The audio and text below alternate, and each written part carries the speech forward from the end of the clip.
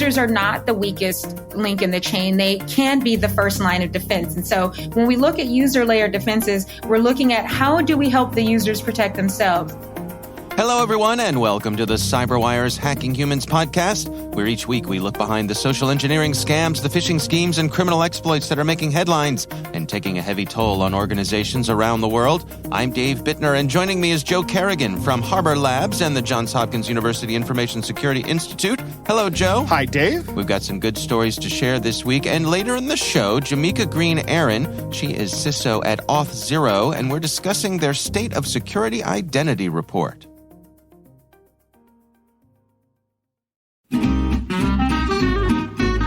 So who's got the advantage in cybersecurity, the attacker or the defender? Intelligent people differ on this, but the conventional wisdom is that the advantage goes to the attacker. But why is this? Stay with us and we'll have some insights from our sponsor, KnowBe4, that put it into perspective. All right, Joe, before we jump into our stories this week, we have a number of little items of follow-up. Yes, we do. Got some big news. Go with the first one, Dave? Well, just real quick, if you're a follower of the CyberWire, you likely saw that we had some big news here at CyberWire. We have merged with another company called CyberVista. CyberVista is a cyber training and education firm, and so we have merged with them and formed a new parent company called N2K Networks. What does that mean for you as a CyberWire listener? Not much. Right. This show Probably still get the same feed. Same feed, same shows, all that sort of thing. What it means for us is that there's a lot of potential for growth for us, new shows, new types of shows, and then also more educational components to our shows as we take advantage of all of the skills and opportunities that the folks at CyberVista bring to the table. No comedy shows, Dave? Don't rule it out. You never know. Never know. But we're very excited about it here. It's something that's been in the works for several months. Folks have been working really hard behind the scenes. So looking forward to what the future brings. What other follow-up do we have here, Joe? Dave, we have a letter from Richard who writes, Hi, Dave and Joe. I just wanted to follow up with your discussion on the phishing kit targeting WordPress sites from episode 216.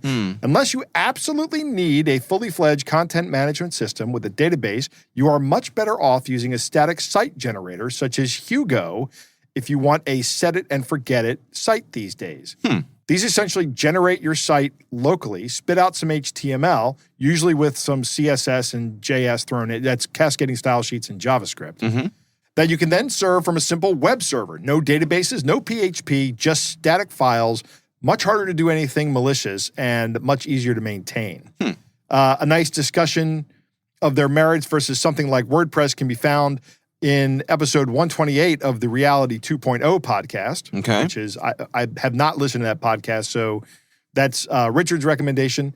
Richard goes on to say, as a data science guy, my new favorite static website and document generation tool is called Quarto from RStudios. Now, Dave, I'm going to tell you, I agree 100% with Richard here on this. There was a project I was involved with at Hopkins where we disseminate on this project. It's still active. I'm not involved with it anymore, but I did help start it. But one of the key, we talk about cryptographic implementation on this site. The site's called cryptodoneright.org.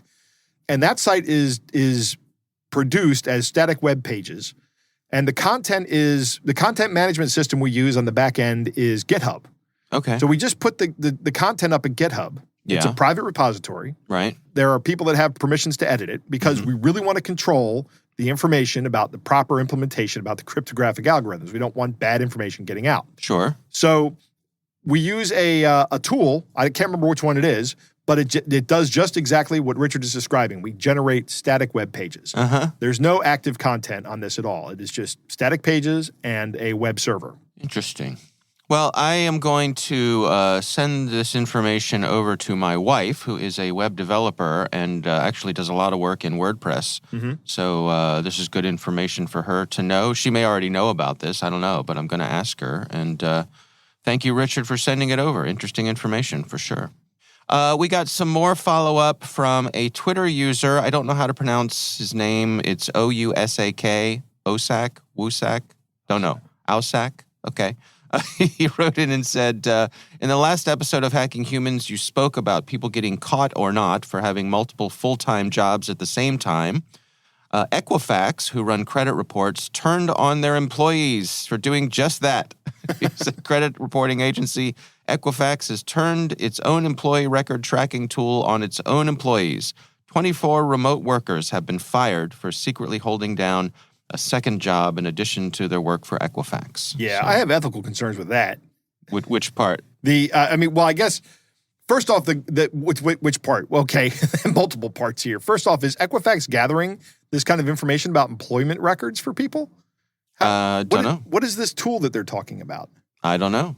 I mean, I could guess it's an open source kind of thing where, you can look through people's LinkedIn or who knows. But I don't know what kinds of tools Equifax has at their disposal. I mean, I will say there are some remarkably powerful open source intelligence gathering tools out there. Yeah. I've seen there's a tool that we use just for it's like a what do you call it? Like a Rolodex, like a digital Rolodex kind of thing. Right. But it goes out and scrapes everything.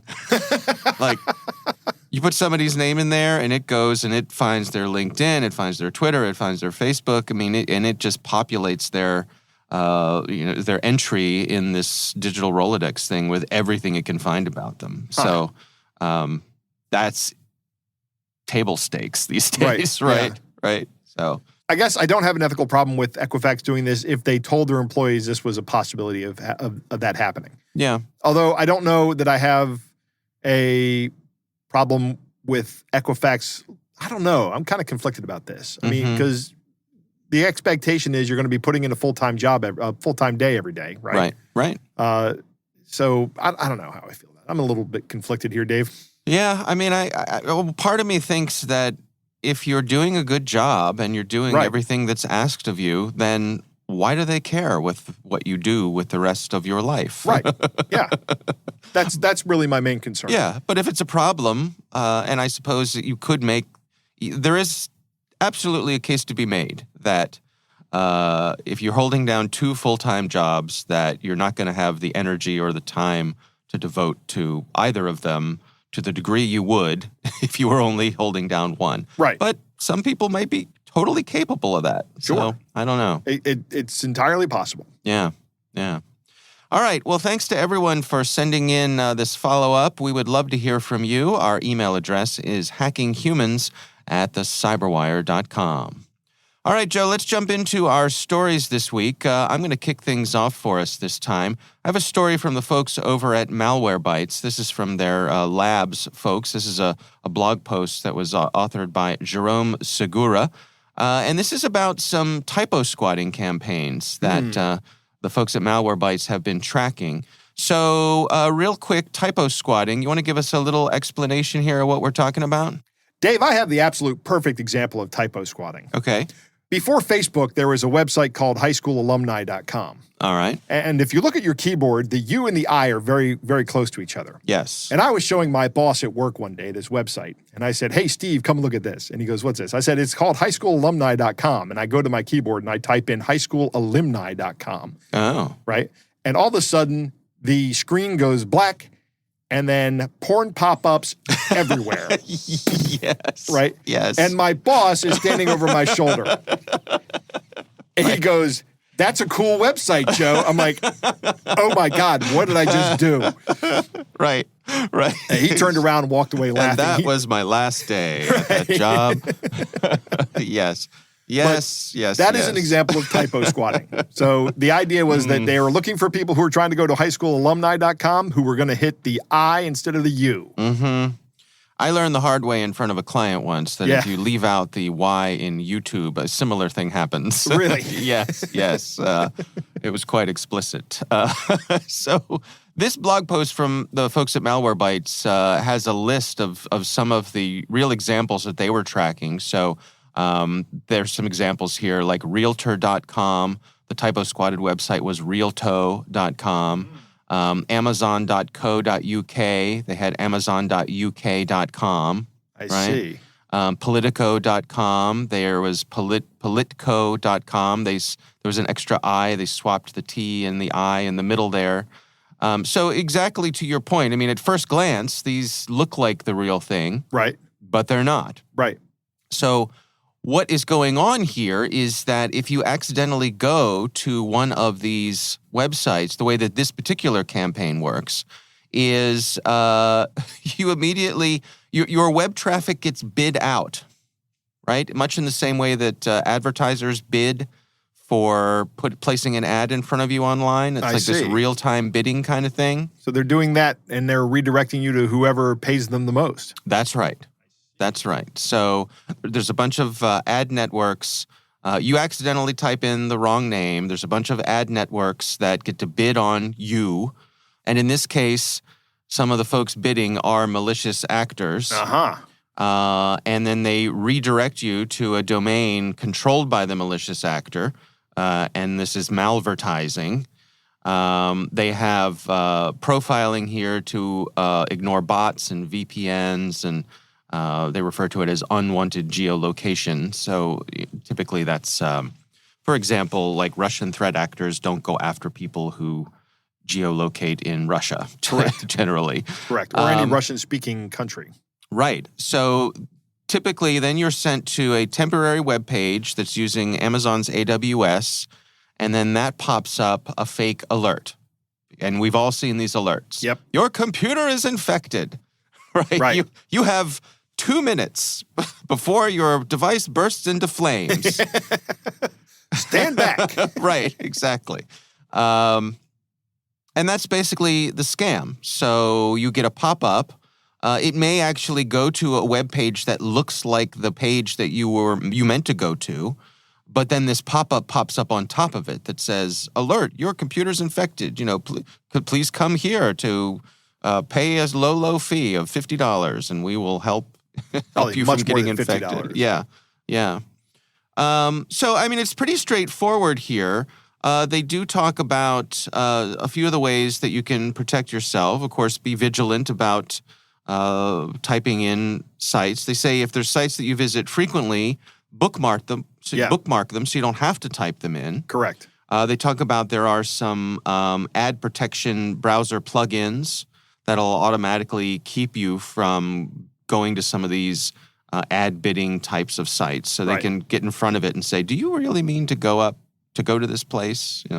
Don't do that." Yes, a security plugin would go a long way here. Yeah.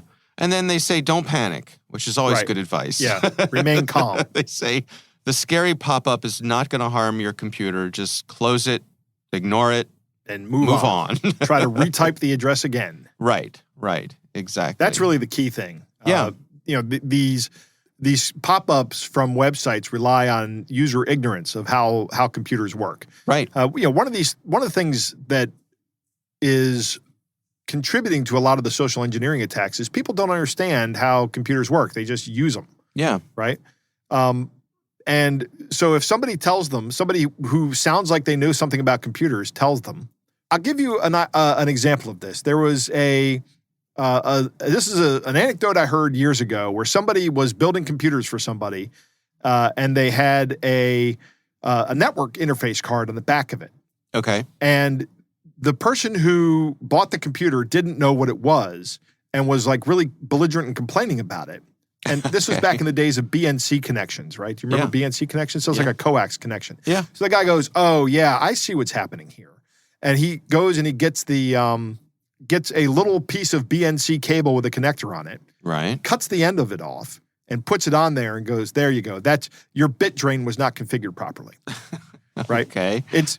This computer was not, this is in the days before people had home networks, right? So when they built computers, they just put the network interface cards in them. Oh, but rather than taking it out and actually taking something from the customer that the customer owned, which is what the customer was saying that could have been an option, the guy just said, "Nope, that's your bit drain. Any excess bits go there and they fall on your floor. You won't even see them. They're very, very small." Right. And the person said, "Thank you very much," and walked out with the computer. Right. Complaint answered. But this is a malicious implementation of that kind of thing. You don't understand how the computer works. Right. And they're getting pretty good at it too. I mean, I remember in the early days of this, I would be on some kind of, Macintosh or even in the days of iOS, and something would pop up with a Windows logo and say, like Windows Defender. Right. and I'd go, you're barking up the wrong tree here. Probably not. Yeah, but lately, when they do pop up, and you do see them from time to time, they'll have some kind of logo or, iconography from the proper operating system. Because, Right. of course, it's not hard for them to query. Your browser tells the website what operating system you're on. Yeah. And they can use that to switch. Generally, it's for delivering content that may be specific to the computer. There may be that's an old thinking, right? That Yeah. It renders differently in different browsers. It generally doesn't anymore, especially with HTML5. But they still send the browser string. Yep. All right, well, that is my story this week. We'll, of course, have a link to that in the show notes. Joe, what do you have for us? Dave, my story comes from Christian Martinez, who is a staff writer at the LA Times. Okay. I have a question for you, Dave. Your dad was a realtor for a long time. He was, yes. And I had a brief stint as a real estate agent / realtor when I was experiencing my failed sales career. Right. Do you know what a short sale is? I'm familiar with the term, but I kind of know what it is, but I would not be able to explain it with a lot of confidence. Okay. So I can explain things even if I don't know about them with a lot of confidence. Right. But I actually do know what a you short have sale male answer syndrome. is. Right. Or Exactly. even if you don't know the answer to something, I can that just make doesn't it up. stop you from making it up and replying with great confidence. Proceed. I one time made up a story about where the Reuben came from, the Reuben sandwich. Oh. And I just made up a complete story. And I got it right. The only thing I didn't get right was the actual name of the person, because I picked the name of somebody named Reuben from my childhood. Yeah. And I used a different last name, but the guy's first name was Reuben. He was in Manhattan, and I even nailed the year of 1916 or something like that. Wow, okay. I made it all up. So that did not help. Better to be lucky than good sometimes. Right, exactly. All right. But I do know what a short sale is. Yes. And a short sale is when you own a house and the house has less equity than the mortgage on the house.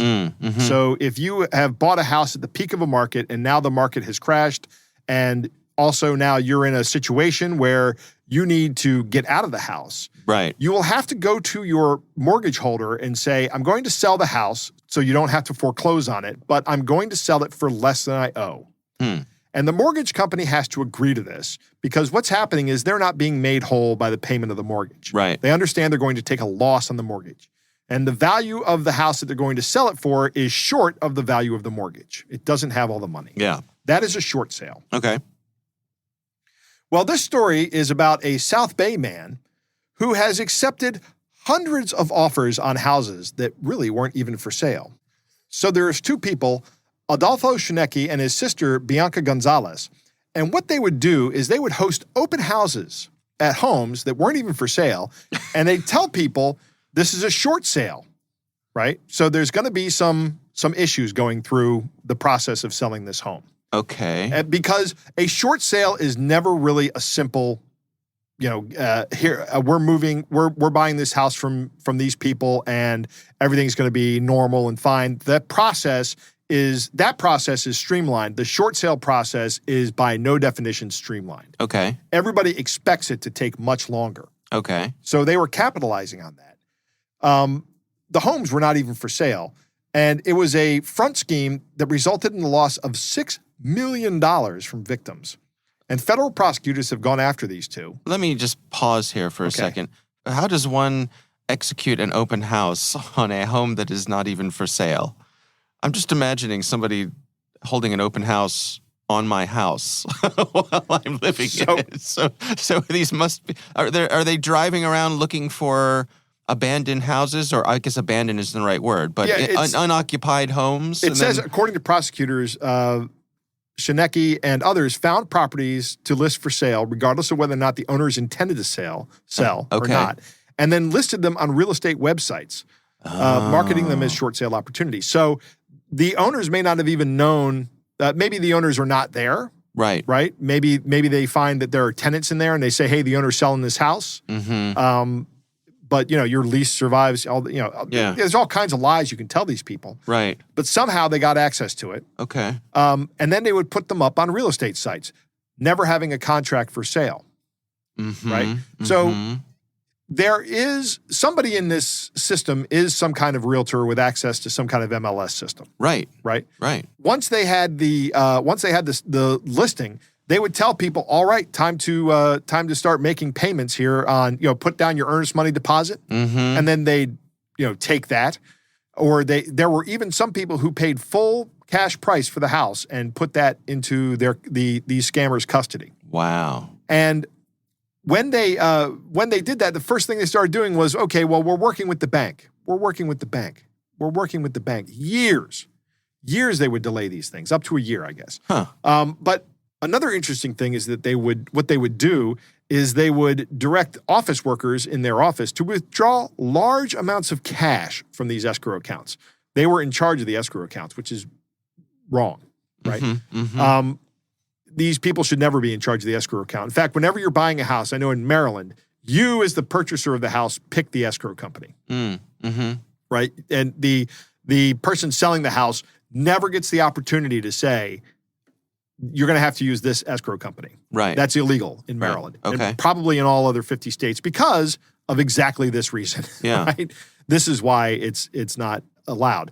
They would withdraw the money in cash, right? So he immediately becomes untraceable. Right. And they took $12 million from approximately 750 victims.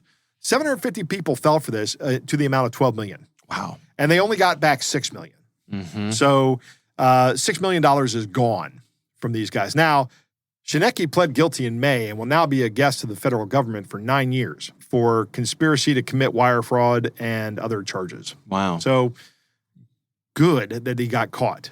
So if you're looking to buy a house, here's my advice. I mean, there's all kinds of scams that happen around buying a house. Remember that is no longer the sure and safe thing that it used to be. There are lots of opportunities to be scammed, and this is just another one. This is kind of on the front end of it.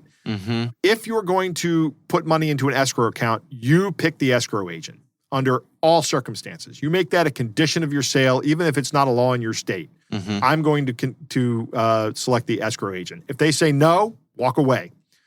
Walk away. Don't accept that. That's an unacceptable risk when you're doing anything, when you're buying anything with a large amount of money. Number two, a short sale is attractive because people think they're getting a value out of something.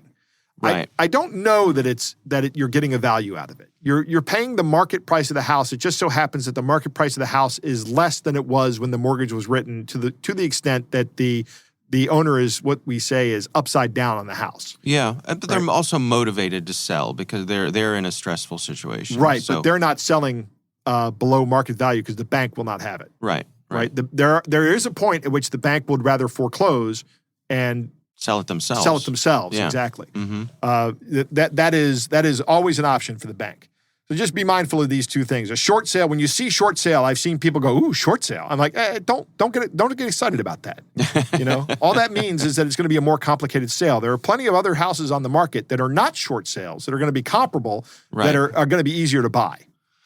Yeah, and this also reminds me that we've seen similar scams with rentals. Yeah. Where people will advertise a rental online and then they'll say, we need your deposit, and they'll even go to the point of sending people keys. Right. And then they go to move into the place and somebody else is living there because it was never on the market. It's just completely fraudulent. Yeah. But this is the same thing, but with buying the house. So, Dave, let me ask you. If you're going to go for a rental deposit, which is just 2 months rent, or you're going to go for selling a fake house that's not really up for sale. Yeah. What are you going to sell? What are you going to do? I'm going to sell the fake house because that's going to get me tens or hundreds of thousands of dollars. The rental deposit, I'm only getting $5,000, right? So I'm going to get much more money scamming people out of buying a whole house. Yeah. Because actually, I'm not going to do that because I'm not really a bad guy, but that's the thinking. No, and... Crooks. It makes you angry, doesn't it? It does. But I also think, so many of these things you could probably get away with if you just did it once. Right. But no, they have to go $12 million. Right. 750 people. They had a whole organization set up to do this. Yeah. And the longer you do this, the greater your odds of being caught. And good for them for being caught and good for law enforcement.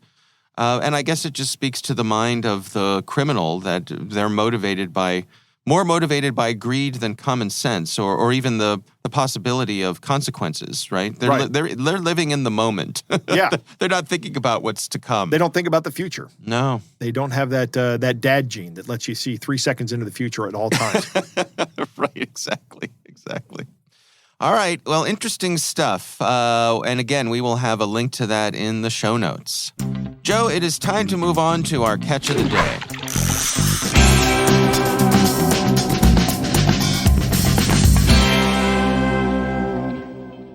Our catch of the day comes from Chris, who says, "Hey, y'all, I've been a listener for a few years, and I have never received a fish at home or work. I finally got hit with a fish attempt through my PayPal and not through email or text." Dave, do you have PayPal on your phone? I don't have a PayPal app on my phone, no. Right. I mean, I have used PayPal, but I don't have an the app account. on my phone either. No. I use it on the website. That's how I do it, right? So I'm not familiar with this interface, but he said, "I thought you might find this interesting. Thanks for the great show and looking forward to many more years." But Dave, there's a picture of his phone, actually, of Chris's phone here that shows you the message that he got on PayPal. Okay. It goes like this. The request for amount $500 is canceled. We've detected that your PayPal account has been accessed fraudulently. If you did not make this transaction, please call us at toll-free number to cancel and claim a refund. If this is not the case, you will be charged $500. Zero today. Within the automated deduction of the amount, this transaction will reflect on PayPal activity after 24 hours. Our service hours, 7 a.m. to 6 p.m. Pacific Time, Monday through Friday. Transaction type, request received, canceled. So this is apparently a message you can send over PayPal. Okay. And it looks like it's a transaction that was canceled, but has this text to come along with it to convince you that it is a message from PayPal and to get you to call that number. And then when you call that number, that's when the scamming begins. And they probably install some remote access software on your phone or maybe on your computer. Right. And they go in and they just take all your money out of all your accounts. And so the pressure point here is that you'll be charged $500 today. Right. Yeah. Yep, that's the artificial time constraint. So how do we protect against this? I guess, first of all, obviously vigilance. Right. And know how PayPal works. Right. If you do receive one of these messages and you are concerned about it, call PayPal directly or work with PayPal directly by going through their customer service interface, whatever that may be. I've never had to deal with PayPal's customer service before. Yeah. So it may not even exist. I don't know. It may not, right? It may be awesome. I don't know. I've never had an issue arise. Right. But if you do receive one of these and you're a little bit concerned, first off, you should know it's a scam. But if you don't know if it's a scam, do not call the number on the message. Well, and that's always a red flag, right? Whenever anybody tries to pull you off of the platform that you're on, be it PayPal or TikTok or Facebook or whatever. Or a dating site. Or a dating site, right. That is always a red flag. Yep. 100% agree. Yeah. I wonder also on PayPal if there's a tool in there to automatically reject messages from people who you don't already have a relationship with. There or may be. People who aren't in your address book, something like that. Because that could be helpful. There is a button on this picture that says report this person. Aha. And I hope that Chris just clicked that button right away. Yeah. All right. Well, that's a good one. Thanks to Chris for sending that in. And again, we would love to hear from you. Our email address is hackinghumans@thecyberwire.com.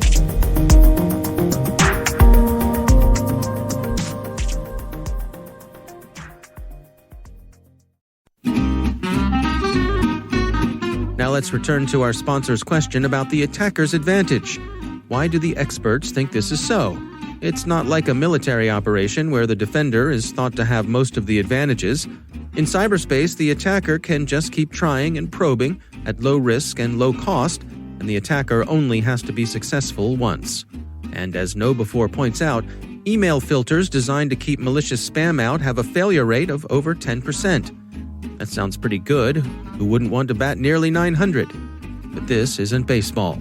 If your technical defenses fail in 1 out of 10 tries, you're out of luck and maybe out of business. The last line of defense is your human firewall. You can test that firewall with KnowBe4's free phishing test which you can order up at knowbefore.com/fishtest. That's knowbe4.com/fishtest.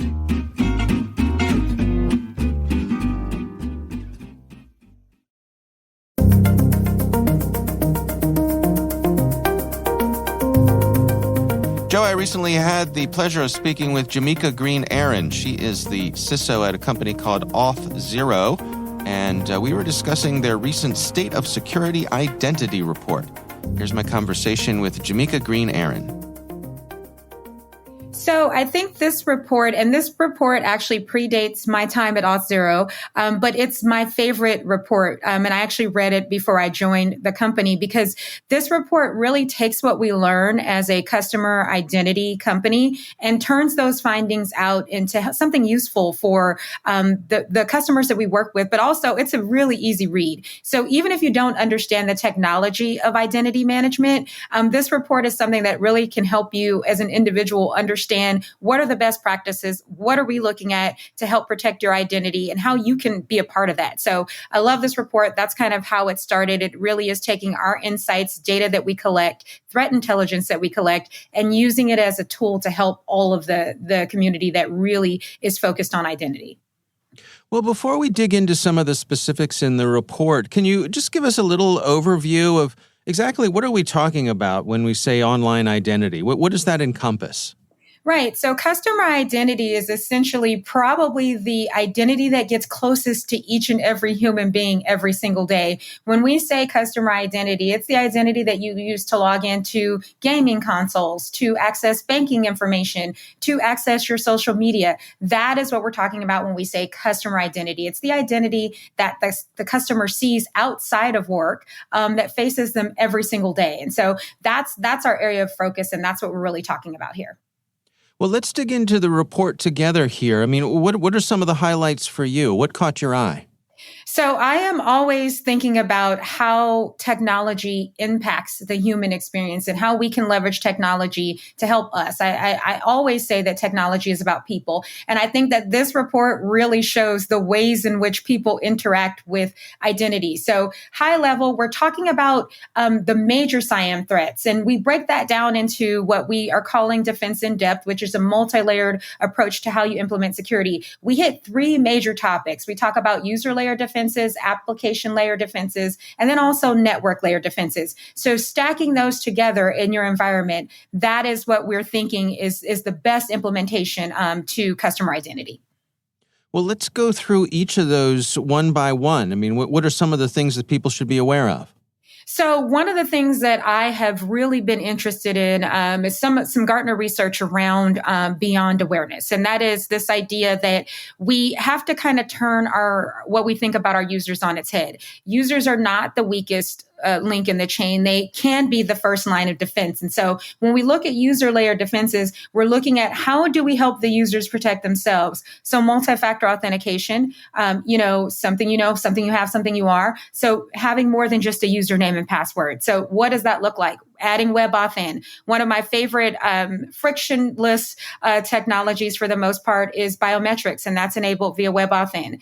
We're thinking about breach password detection and how can we put information into the user's hands to really help them protect themselves and breach passwords. And a lot of the new password tools have the ability to notify users that, hey, your password's been breached, you should change it. And then also identity proofing. So really leveraging the wealth of knowledge that we have via social media and other methodologies to really help us proof out a user's identity. And so I'll give you an example. I own Jamika Aaron on LinkedIn.com.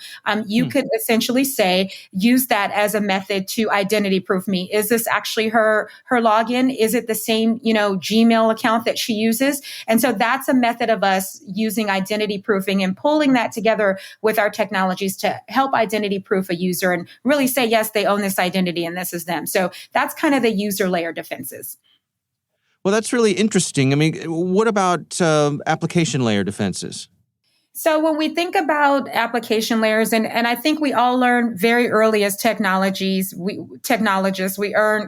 learn our kind of our 7 layers. And so this works into that scope of what those are. And so when we think about application layer defenses, you often hear the term lateral movement. And that goes hand in hand with what we're calling impossible travel. So the inability of the threat actor to move across, to take that user's identity and move across your environment. So we're really thinking about that when we think about impossible travel, but we're also looking at other technologies that we can leverage to really improve our application layer defenses. So rate limiting, looking at those suspicious spikes that come into systems and identity facing systems, customer facing systems that help us to understand how we can use rate limiting to understand denial of service attacks, to understand credential stuffing attacks. So really implementing controls there.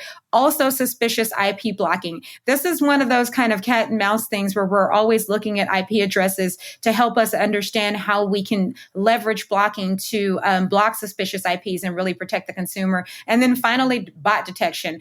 Bots are really becoming one of the biggest adversaries. They allow for the attackers to launch loads of attacks against consumer-facing systems. And so really looking at how do we detect and fight those bots. And so those are kind of the application layer defenses that we're talking about.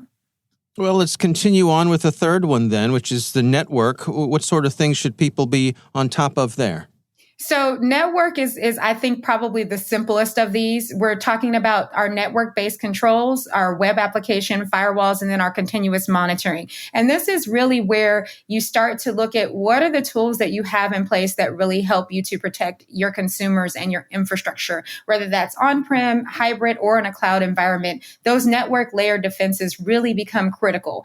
When we think about our web application firewalls and our ability to share information about what we're blocking, what we're allowing, that really is helpful. We're also talking about continuously tweaking to help to create the kinds of systems that actually work. There is no one size fits all when we think about network layer defenses. And so continuous monitoring is where that comes in. I know for us, we have a detection and response team that's continually monitoring, looking at where we can leverage machine learning and intelligence to help us create the kind of observability that allows continuous monitoring to not just be something that we do as a human interaction, but really allows our systems to learn and to become intelligent with continuous monitoring. It strikes me that securing our identities online has become such a fundamental part of everyone's day-to-day. Where do you suppose we're headed here? What does the future look like? I think the future is, and I see this future come into fruition pretty quickly here. I think the future is both passwordless and loginless. I think those are things that we can look forward to in the near future. And when we think about passwordless and loginless, it's not that it's not there. It's that it's something that is so easy to interact with, it's frictionless, that the users will adopt it. So when we think about passwordless, in many cases, we don't have to type in a password. We're using external authenticators. We're using password tools that actually implement the password for you. And so I think we're headed down that path where passwordless, using passwords becomes a thing of the past. And then when you think loginless, same technology, I think that's in play there, where you do have a login, you just don't see it very often. And we see a lot of technologies that don't require logins anymore. When you think about social media, there's the companies that run social media are some of the best adopters of passwordless and loginless. They're tying their applications together to authenticate against one another. They understand step-up authentication and multi-factor authentication. And so I think in those social media spaces, we see a lot of the future technologies coming to fruition already with passwordless and loginless.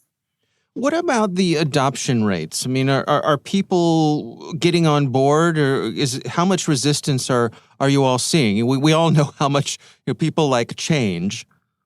So here's the challenge of getting on board. I think if every CIO and every CISO would get on board, if they had the ability to do so quickly and in a frictionless manner, that is impossible. We still have lots of technical debt. We still have lots of on-prem architecture and implementations that don't allow that yet. And so I think what we have to do, and digital transformation is a big buzzword, but it's an important buzzword. It's one that is enabling the technologies of the future.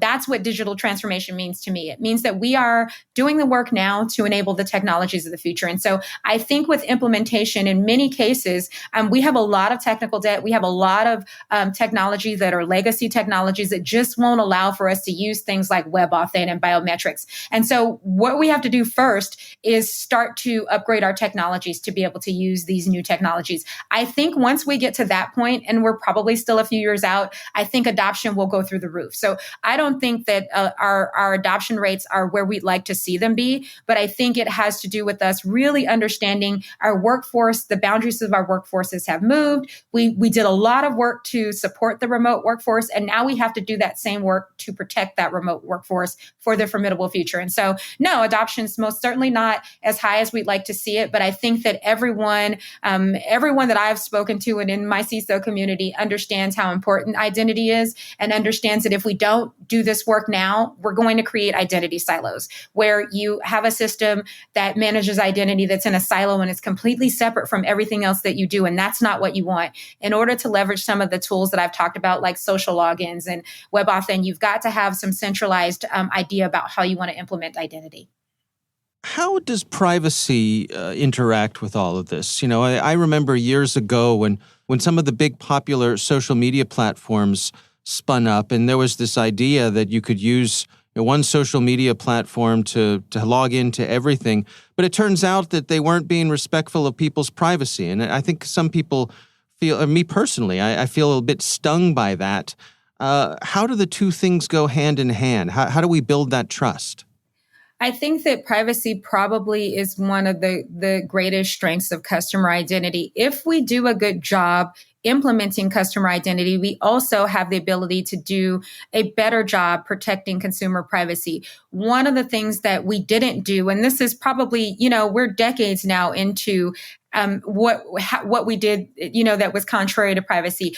In many cases, the new privacy laws essentially are asking us to, at any point in time, a consumer can say, where is my data?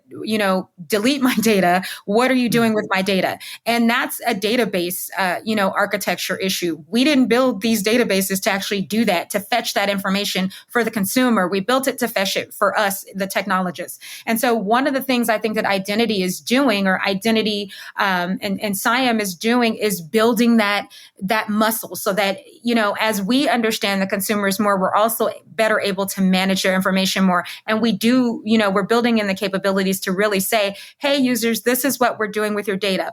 On top of that, I think it's critically important that we be transparent about how we use the user's data. And so I think that CIAM is one of the key approaches to that. It really helps us to get granular with how we're using the user's data and give that information back to the users. And so protecting identity isn't just about us, the consumer, us, the business, needing to manage consumer identity. It's about us working with the consumer to really show them that, if privacy is their major concern, it's also our major concern. The other thing that I think is critical about the security of CIAM is that we're protecting the user's identities. And so when there's a big data breach, oftentimes what the attackers are after is the user's private information. And as we implement multi-factor and biometrics and build on top of WebAuthn, we are better able to protect the privacy by protecting their identities.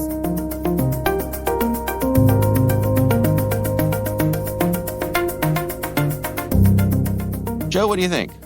Dave, I think identity is one of those things that is hard to find online, right? In person it's pretty easy. I'm Joe, you're Dave. Right. This is not talking about someone's social identity. I'm actually talking about the issue of substance, like what you are. Yeah. Who you are, and you are Dave Bittner. Right. I am Joe Kerrigan. And right. we need big bag of meat walking around. Right, exactly. Right. And if you think about this, traditionally we've thought about authentication as our means of identity management, but there's all kinds of other aspects of identity that go along with just authentication, right? Authentication is how you can demonstrate that you are who you say you are, but identity is a way of proving that you are somebody. It's I don't know if the difference is subtle. Jamika talks about the 3 layers that they use at Auth0, the user layer. And I like her thinking that users can be the first line of defense. They're not just the biggest source of errors. I think they probably are still a big source of errors, but they can be defensive. Having them use multi-factor authentication, right? If you insisted everybody use multi-factor authentication when authenticating to your site, that's better than not doing so. Yeah, huge. Huge, right. Some kind of password manager, preferably one that lets you know when your passwords have been breached. That's always a good tool. Yeah. And then in the application layer where you're talking about the software that you're using, some kind of rate limiting is remarkably important. That is going to protect you and your customers from falling victim to like a credential stuffing attack. Right. Right. That is a huge way of trying to get in to sites, because there are tons of credentials out there, email, username, password pairs out there that are readily available for anybody to try a credential stuffing attack. You can also use password spraying, which is very similar, but you just use random passwords. But if you rate limit a login attempts, password spraying is just not going to work, right? And credential stuffing is probably going to be less effective. But if someone is reusing passwords and they only have like 5 passwords, your rate limiting may not stop a credential stuffing attack. Right. It may fail. That's why multi-factor authentication is so important. Suspicious IPs, the exit nodes for a lot of VPN services or Tor exit nodes, you might want to not let those people authenticate through that, or better yet, you may want to rate limit those to 1 attempt. Impossible travel, that's an interesting concept. If the last time you logged in was an hour ago in Maryland, and the next time you log in is now in England. Right. 5 minutes later. Right. 5 minutes later. Yeah. You can't do that. Without either a transporter or a time machine. Right. Yeah. One of those two. Neither of which are feasible. And then bot detection. Bot detection, credential stuffing is done with bots. That's all it is. It's just it's an automated process. And I guess if you're talking about bot detection, you're talking about bot network detection. So maybe there's a bunch of these things out there trying it. That would come in really handy. From the network layer, you're talking about continuous monitoring and web application firewalls and proper configuration of those devices. And that assumes that you have, for the web application firewall, you do have a perimeter on the web application, right? But continuous monitoring and reporting, you need that kind of stuff. Yeah. We need to be able to do both of the following things. Number one, verify our identities online. There are things that we need to be able to do that for, like for banking and for applications where it's important that whoever's on the other end of the communication knows who we are and can validate that. Yeah. The other thing we need to do is to be able to conceal our identities online. We need to maintain some level of privacy here. When people can maintain multiple identities online as, for different aspects of their own personal lives. Right. And I think that's a valid use case. I would think that anything financial would be under a requirement for identity, but anything not financial, maybe you want to do that anonymously. Yeah, right? Maybe. It would be nice. Be nice at least to have the option. Yes. Yeah. Yes, it would be. Yeah. All right. Well, again, our thanks to Jamika Green-Aaron. She is the Chief Information Security Officer at Auth0. We do appreciate her taking the time.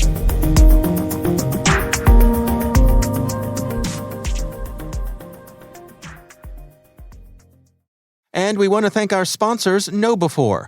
They are the social engineering experts and the pioneers of new school security awareness training. Be sure to take advantage of their free phishing test, which you can find at knowbe4.com/fishtest. Think of KnowBe4 for your security training.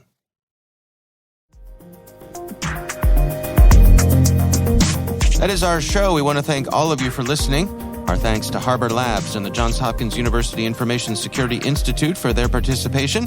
You can learn more at harborlabs.com and isi.jhu.edu. The Hacking Humans podcast is proudly produced in Maryland at the startup studios of Data Tribe, where they're co-building the next generation of cybersecurity teams and technologies.